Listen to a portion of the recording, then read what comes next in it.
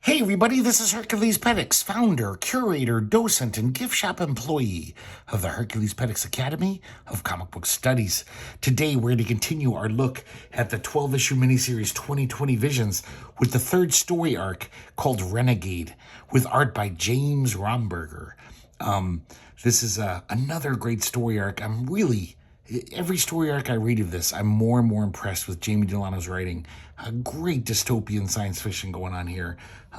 Just amazing world building and, more importantly, amazing characters. Amazingly kind of dark, hard to like protagonists. They're not really protagonists. They're antagonists, but they're the main focus of each arc. And this one is particularly odious, the main character in this one. And yet, he's multifaceted, and he's got some things you kind of sympathize with him about. But, yeah, once again, I'm really digging this series. So we have a new photo cover artist, this guy named Stephen John Phillips. I still don't care about photo covers, unless it's Dave McKeon doing all kinds of crazy shit with it. But even then, I prefer Dave McKeon's art to his photo collages. So here's number 7. And so now we got a whole new setup.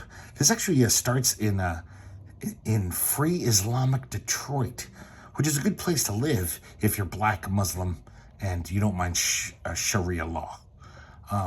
But still, it's pretty secure. It's an island of security basically in a country that's war-torn. It's like a second American Revolution's going on. So basically like white nationalists, it's actually called the White Right Struggle for Freedom movement. And they incited tax revolts, vote strikes, boycotting, and anti-government militias. Across the Bible Belt, political power is fragmented among fundamentalist societies and armed militias. Over in Montana, where a lot of this story takes place, is it's basically Freeman territory, they call it, the Montana Territory of Freeman. And it's basically game ranchers, and I guess the buffalo have come back. So they ranch buffalo, and there's basically, it's a feudal society. There's like big land barons who own like tons of land, and they've got their own private armies to protect it. They don't want the government taxing them, that's for sure. And I believe at the time there was that, I wish I could remember his name. It was a big thing in the news where some rancher in that part of the country was like, took over a national park and was basically like saying, we're sovereign, kind of, and you have no right to tax us, and we're allowed to, let our cattle go wherever they want. That's why it's called free range. And so we have a new main character here, Ethan McWhirter. And this guy's a right bastard.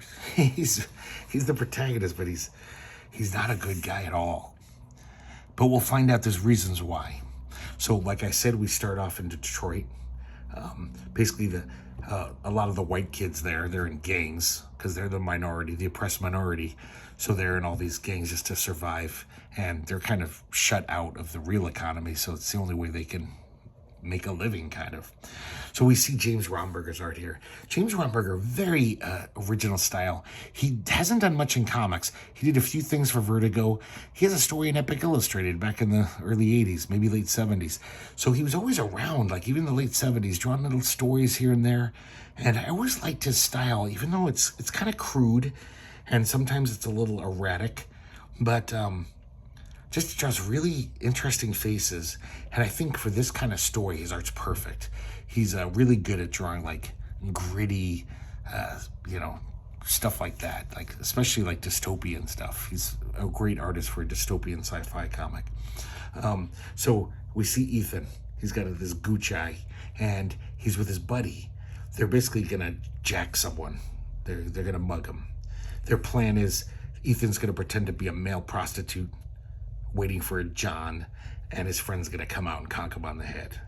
A car pulls up, looks like a Nation of Islam guy. He's got his little bow tie on, and he solicits him. And Ethan says, yeah, but I got a place we can do it. You got to get out of the car, though. And right when his friend's about to bash him in the head, the Islamic guy pulls a gun and blows his friend's head off. And then it turns out he's a cop. It was a sting operation. He cuffs him and he sends him off to the court, the Sharia court of law. Basically, it's 3 mullahs who just sit in judgment of you. It's harsh as hell. It's, like Sharia law. And there's one guy who just was charged with pornography. Having pornography. They sentenced him to be beheaded on television. But Ethan, they give him a choice. They say you can either be tortured and then banished to the Texas work camps or pick beheading. And Ethan just says, never been in Texas. And so that's what he picks picks the torture. There's a reason why. It seems kind of lenient, but it seems like Detroit, the Islamic Free City of Detroit, they have a deal where, all their undesirables, they send down to Texas to work on these. Basically, it sounds like they're slave camps. And it's not good. It's kind of a fate worse than death. But they get a little money, I'm sure, from these Texans, even though they don't see eye to eye on spiritual matters. So they send him off to be tortured. And from all the dialogue within Ethan's head, we realize, this kid's just been burnt out. His life has been just an unending journey of shit. So he's just like, whatever. I'm getting tortured. My whole life I've been tortured. He has this kind of vision while he's being tortured. He sees himself as a little kid lighting, I think, a rabbit on fire. Some little critter, a rodent. So we realize Ethan's just a bad kid and a bad guy.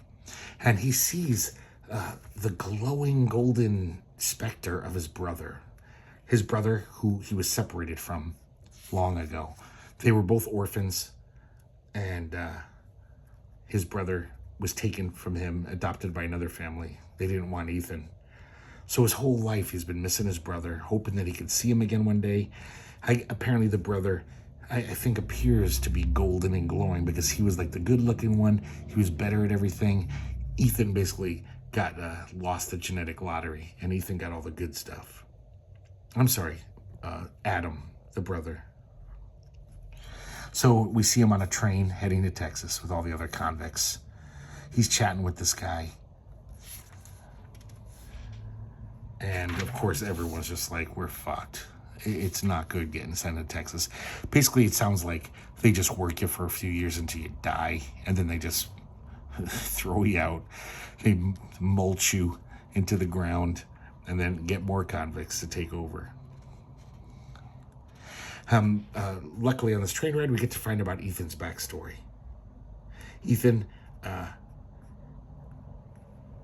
he says, Adam and me are twins. We were saved for Jesus when Ma tried to have us killed. Now, there's a little hint, guys, but it's going to be more clear later. So Adam got adopted by missionaries when he was 7 and taken to California. They didn't want Ethan. So Ethan was basically church bonded to this family called the McWhirters. And basically it was indentured servitude. They adopted him, but they really just had a free worker. And he says, Ethan says, 2 years of their work, pray, and starve shit. I was ready to kill the whole fucking family. It was just a mother and father and their dog even. He, finally he's fed up. And I think he's like 13. He shits on the family Bible and heads out and on the road. The dog follows him for a couple miles until he shoots it and kills it. So we realize, this is like a classic thing. It's my fiction writing teacher in college called it a dog kicker. So if a character kicks a dog in anything, any form of fiction, he's a bad guy. And so even though he's our protagonist, it's like Ethan is just, he's not even like cool bad. a bad boy. No, he's pretty fucking bad. He doesn't give a shit about anyone. Doesn't even give a shit about himself, though. So he made his way to Detroit, and he's been living like a rat ever since. So all of a sudden, the train stops. It turns out these guys got a little side hustle. And I guess while they're riding through Montana, that's where they stop. So these Montana land barons, these free-range guys, they always need new soldiers for their militias because they got to protect their land. They don't want squatters there. And, they always need fresh meat. So basically, this guy comes in, and we'll find his name in a second. He's like the biggest land baron in Montana. He's like his what do you call it? Like his foreman, Mr. Taggart. His name is. So he's not going to pick Ethan, but Ethan's all like, "Hey, what about me? I killed a man before. I can be a soldier." And he convinces the guy, even though Taggart doesn't like the look of him, but for some reason he's just like, "Nah, fuck. I guess you'll do." So they all get loaded onto this helicopter, and they get taken out to the Free Justice Ranch, the biggest game ranch in Montana, and it's owned by Marshall G. Johnson. So Marshall G. Johnson is the big honcho in Montana. He's the biggest land owner, and that's why he needs these mercenaries. We see the buffalo. They've come back somehow. So they're living the life of Riley. This is there's no soldiery needed. So until they're needed, they actually get fresh meat, fresh buffalo meat. They even have satellite porn. They're just way better than being in Texas. They're all pretty happy that they got picked off that train. Unfortunately, the news of how Ethan got busted, being a male prostitute, everyone's making fun of him.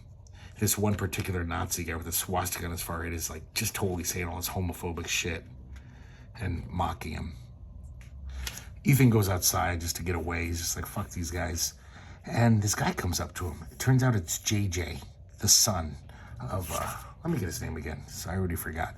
JJ Johnson, Marshall's son. He's really friendly to him. Kind of tells them the lay of the land. Kind of tells them, yep, these squatters come from the city. I mean, because the city's fucking brutal. Most of the cities in this America are terrible. You can't even survive. So people are just desperate, and they just try to squat in these, ranch lands. But JJ's dad doesn't. He knows that if he lets some of them settle, they'll spread like a disease and take over. So he just kills them. Ethan goes back into the bunkhouse with a rock in a little bag, and he fucking caves in that Nazi's face. Everyone's just like, Jesus Christ, fuck. So Taggart, the foreman, he lets everyone beat the shit out of him. They totally he's fucked. He's out in the barn licking his wounds, and JJ comes out, and he's even nicer to him. He even offers him some pain pills. I mean, really nice,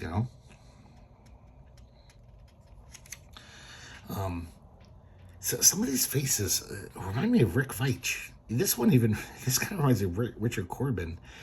So it's the faces are very interesting in his work. I think that's why I like it. He just definitely has his own style. You can totally tell James Romberger. Even though he's not doing anything crazy, with storytelling or flashy art.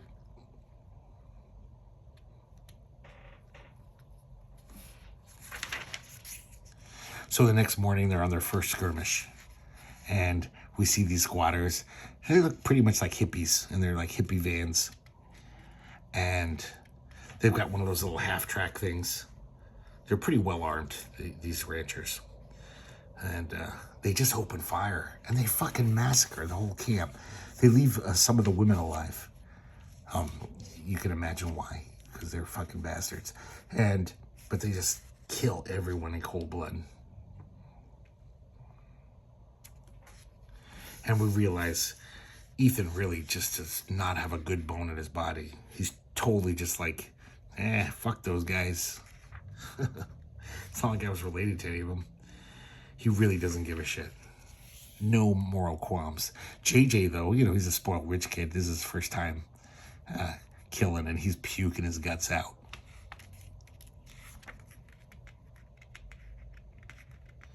Ethan looks at the faces of all the dead, because he's like, Jesus Christ, what if one of these guys could have been Adam, my brother? Wouldn't that be just my luck to finally find my brother, and I shoot him, But luckily, none of them are. Now we got number 8, Renegade Part 2. So Ethan's put on night watch, and we see this one of the captive women just crying and sobbing next to the half track. Ethan doesn't try anything with her, and there's kind of a reason why. We'll find out soon enough. JJ shows up, and he says, I was just drinking with the boys and I got horny. So Ethan's like, you don't need my okay. There she is. And he's like, I'm not interested in her. And then he starts coming on really strong to Ethan. He says, I know how you've been looking at me. And he starts like, I think he whips out his dick. He's really coming on strong. And so Ethan just grabs these embers from the fire and throws them in his face. So, of course, everyone from camp shows up because JJ's screaming. Taggart's there. He's like, what the fuck's going on? Ethan starts to explain. He says, I don't want to fucking hear it from you. I don't care what you have to say. JJ's what matters. JJ totally lies. He says, Ethan was asleep on night watch, and I started beating him up. And, and so it's strangely enough, Taggart, I think he maybe is savvier than he kind of knows JJ's lying, I suspect. Because he doesn't like punish Ethan right there. He doesn't start beating the shit out of him. He just punch him just because Ethan's trying to, talk. But he basically just says, okay, continue your night watch. Don't fuck up again. And he also tells JJ, he's like, okay, you can take this woman off. Go have fun. Almost like he knows, probably he suspected that JJ might be gay. And it's almost just like, haha, let's see how much fun you have with her out in the bush. It's a kind of odd scene because you'd think that he'd like basically maybe even kill Ethan for this, but because he's the law, basically. So Ethan continues his night watch, and he's talking to himself, kind of talking to Adam, and going on about it. He doesn't need I don't need no one. Just fuck off, Adam. See if I give a shit.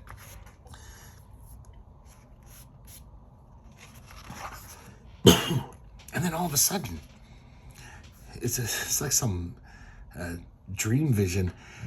We see a bunch of coyotes with glow-in-the-dark paint on them, and this one guy. Now, these are basically they were talking about how other than squatters, the other thing that these militias hunt for they're called the Keotex, and it sounds like they're like Native Americans. I don't think they are ethnically Native American. They're just like people who dropped out of society and live kind of with nature, and kind of seem like the Native American tribes, from the past. So a bunch of other warriors show up, all glowing in the dark, and they just start, killing guys. It's a raid. One of them, before I continue, one of them actually jumps right in front of Ethan, and Ethan's like, are you going to kill me? And the guy doesn't. And he just runs off, throws a grenade in the half track, and all of the Keotex run off into the night. Taggart has dealt with the Keotex before. He knows how formidable they are. So he's like, don't chase them, guys. They'll pick you off one by one. We'll have to wait till morning. So the next morning, they realize that JJ is missing. And also 3 other guys are missing. And so Taggart gets on the walkie-talkie Marshall G. Johnson tells him, if you guys don't get my son back alive, you're all dead. I'm going to put a bounty on your head. Every single Montana freeman will be gunning for you by the next day. The chopper's fucked. His other armed forces, Marshall G. Johnson's other forces, are dealing with some wacko Mormons who are trying to dam the North Fork River. I love just all these little hints of this world that Delano leaves for us. It's just very rich, this world he's created. So they're like, okay, let's start hunting. We got to find him. So I didn't really mention, but Taggart really just, his dislike for Ethan has grown. He's just like, fuck this guy. And so he puts him on the one mule they have as basically the point man. I mean, if anyone attacks, they're going to kill him first. He's like the bait. He's like the kind of big target on him because he dislikes him so much. He's like, let them draw their fire. So after a while, they find 3 corpses really weirdly laid out on the rock, almost like some modern art piece. And luckily, none of them are JJ's body. So there's still a chance they can get JJ. Once again, should point out, James Sinclair, really good colors. I don't think I had many comics colored by that guy, but all the colors in these story arcs have been really, really good. So we find out kind of about the Keotecs. Taggart tells everyone about them. They basically were like people who left the cities, just like the squatters, but they were like just total like dropouts of society. They didn't want any like whatever society at all. They wanted to make this new culture, and probably they borrowed a lot of stuff from Native American culture. So as the next day they begin their hunt again, and Ethan finds himself kind of obsessively thinking about that glowing Keotec who spared his life. He can't stop thinking about him. It's almost as if he's got a crush on him.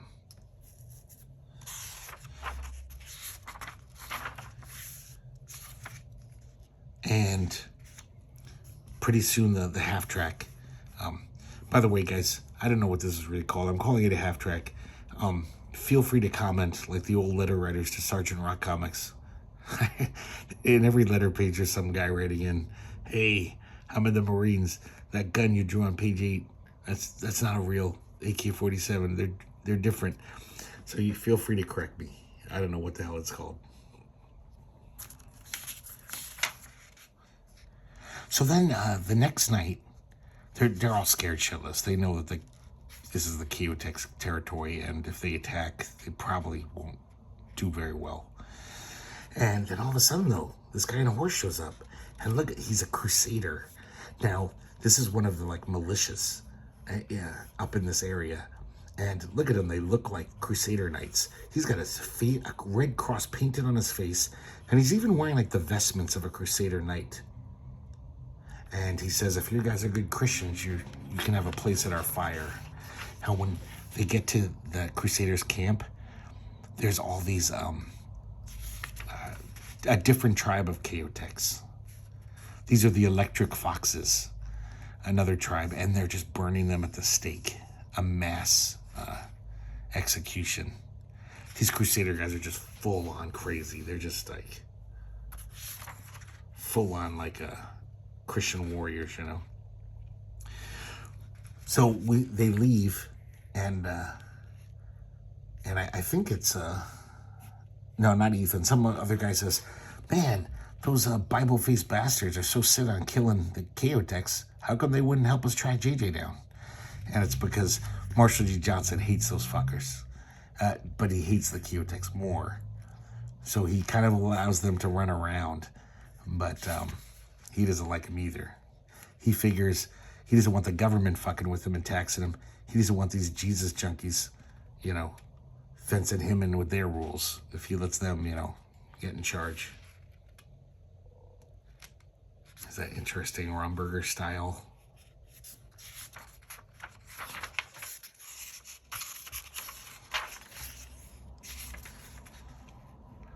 So then the next night, some guy goes out to see if he can find the Keotex. Everyone are kind of envious of his balls to do that. But the very next morning, they actually find his balls hanging from a tree. And as they continue on the trail, they find more and more pieces of him until they find him buried up to his neck in the dirt. And he's still alive, even though they took all these pieces out of him. And he's like, help me. And when they go up to help him out, he's booby-trapped. And he explodes and kills a bunch of the army.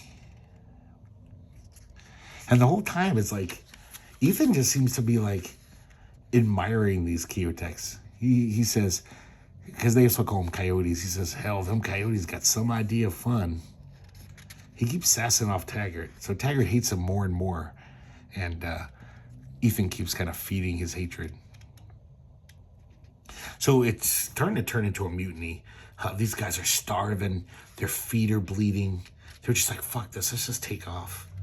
But then all of a sudden they smell a cookout. They smell meat cooking. And they hear music and voices. They realize it's coming from this cave. And there's light coming from within the cave. They decide to throw a gas grenade in. And they'll all run out, hopefully, and they can shoot him. So they throw the grenade in, and nothing happens. No one comes out. So they go into the cave, and there's no one there except for the burning body of JJ. It's roasting on a spit.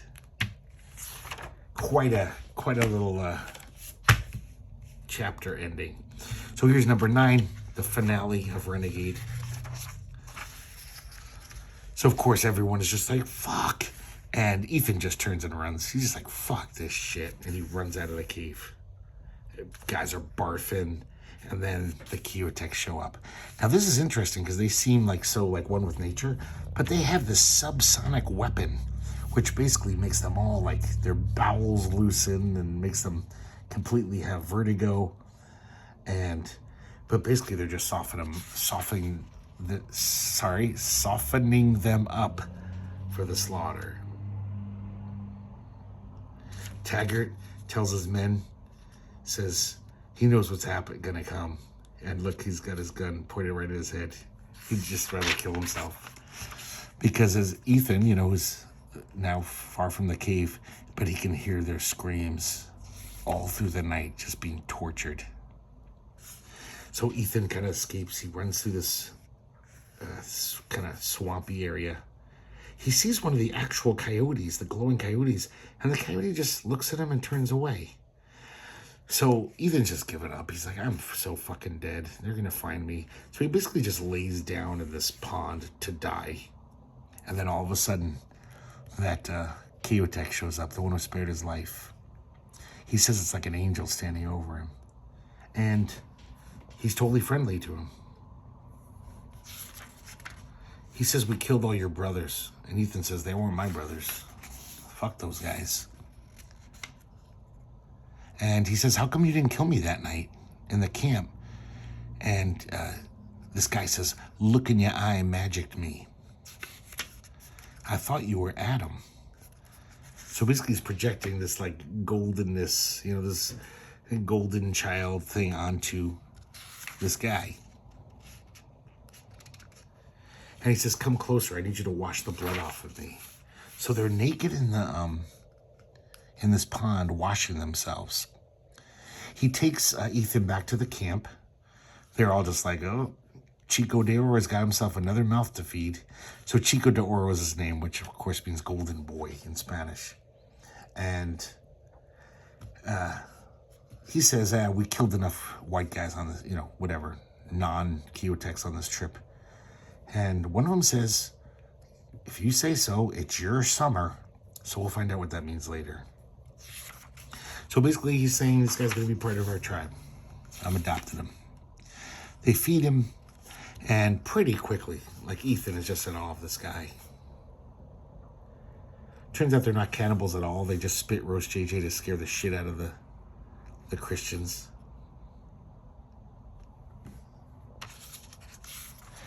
And he becomes part of the tribe. For the first time in his life, he feels free. And he loves it. He's just thrilled. And also, it's becoming pretty clear that he's enamored with Chico. How we even see them sleeping together that night.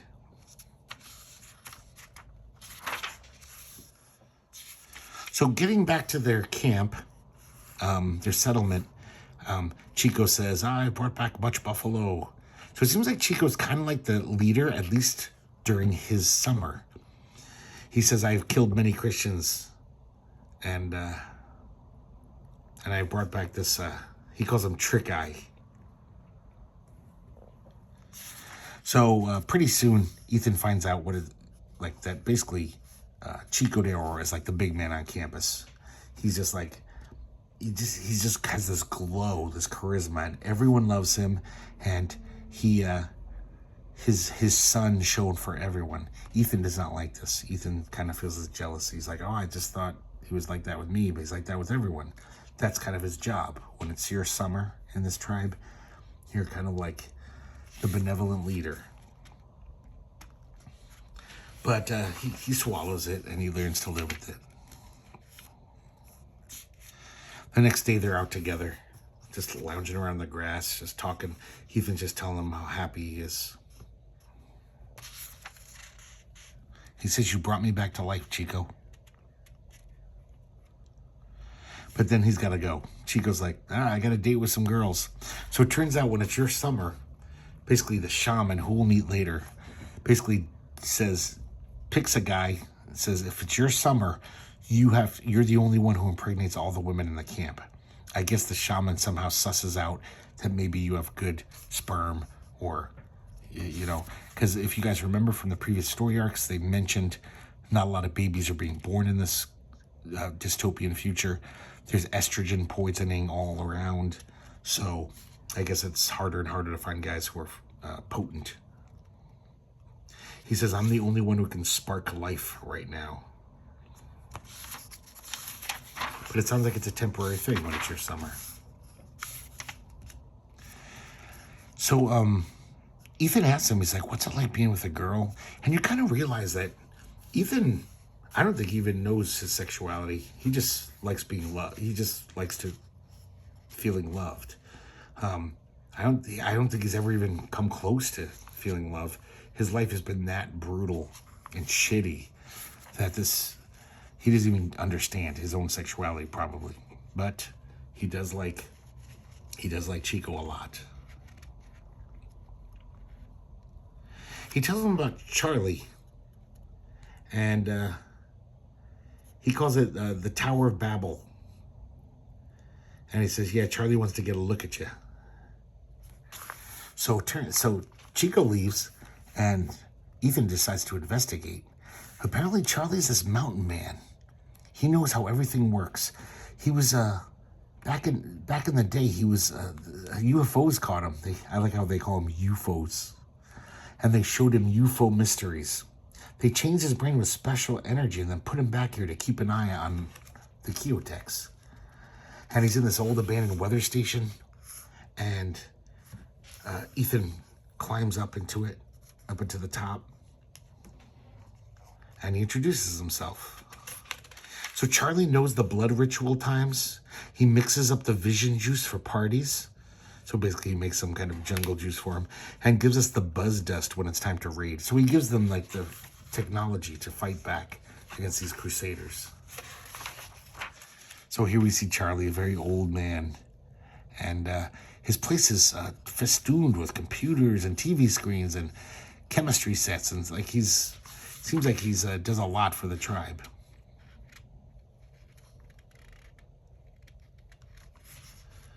And here we have another connection to the previous arc. I love these little connections that each story has to each other.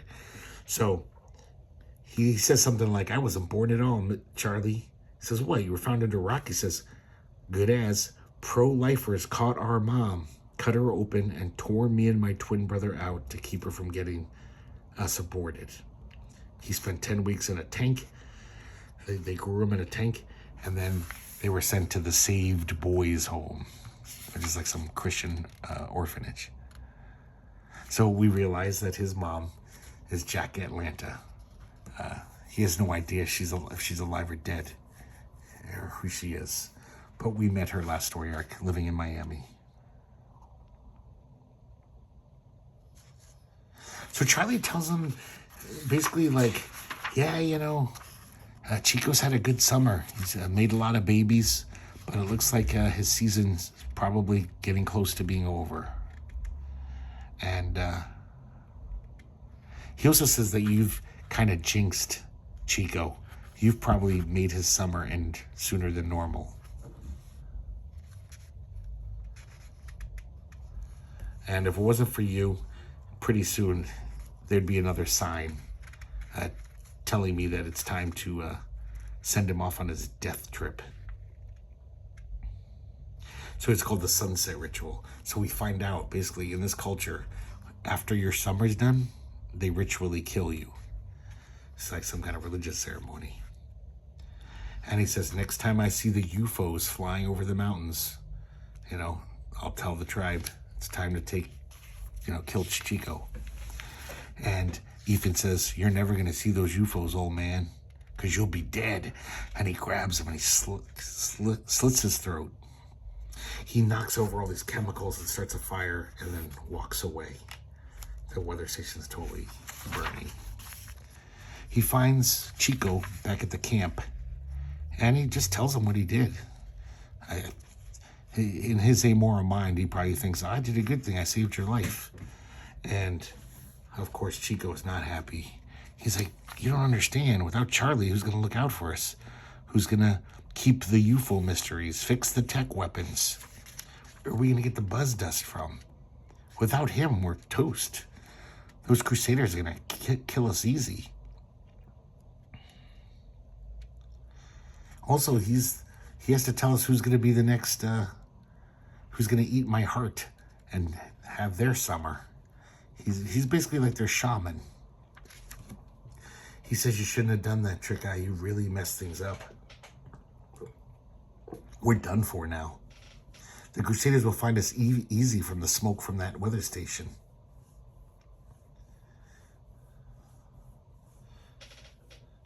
And so Ethan just says, just run away with me. Let's just get out of here. Of course, Chico says, if you were a real coyote, you'd know that I can't do that. I have to protect the tribe. And Ethan says, you're the only one I care about.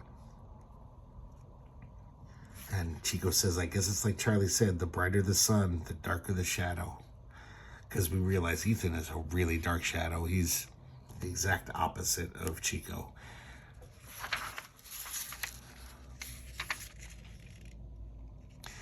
So the winter's coming, as we can see by the snow. And they've got to get through this mountain pass, or they'll be stuck there, and the Crusaders will pick them off like flies. Is that the expression? I can't remember the expression. Pick them off like fleas. Of course, Ethan's all like, you're crazy. They're going to kill you. They're going to nail you to a fucking cross. And Chico just says, summer don't last forever. And Ethan, of course, is just like, well, fuck you then if you don't care for me. He's just a selfish prick, you know? So basically, Chico sends all of his tribe, says, you guys go through the pass. Hopefully you'll make it. I'm going to stay here and face these guys. Hopefully I can hold them off for a little. Ethan just kind of sits down in the snow, just full of black bitterness, thinking of his tainted life. And he almost sees a vision of the near future. He sees him and Chico with the Crusaders have caught them, and they're being burnt on these crosses.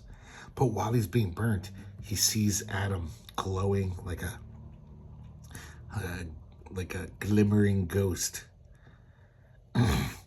reaching out with arms of love. So he shakes that vision off and runs after Chico. And Chico admits he's scared. And he says, you know, do you think I can do this right? Talking about his death. And Ethan says, we'll do it together, Chico. Hell, compared to living in this fucked up world, dying can't be so hard. It's just like, this Ethan guy is just a fucking nihilist to the core. He's just had such a shitty life that he's just like, nah, well, whatever. He doesn't even seem that sad. I think he's just sad because he'll never get to see Chico again. They'll both be dead. And the one thing in his life that he cared about other than his brother, who is AWOL. So there you go, guys. 2020 Visions number 7 through 9. The third story arc in this great miniseries. I'm really digging this. I think I said this at the beginning, that every story arc, I'm more and more impressed with Jamie Delano's skill.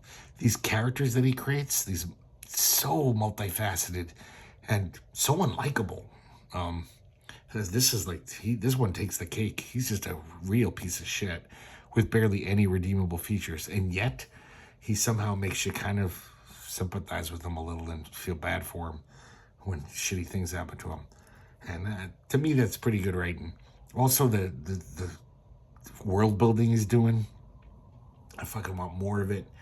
Like I said, I would love if this went on for 200 issues and just kept showing us cool, interesting things about this dystopian future. So, but then again, I have a feeling most people differ with me because this series, nobody seemed to give a shit. I don't think it's well regarded by history, but I'm really digging it. So they're very cheap. Give them a chance if you find them in a $1 box, and maybe you'll like them too. So next story arc is it's going to feature art by Steve Pugh, so that should be interesting. And I'll probably have that up tomorrow. So thanks for watching, guys, and hope to see you next time here at the herculespetix Academy of Comic Book Studies.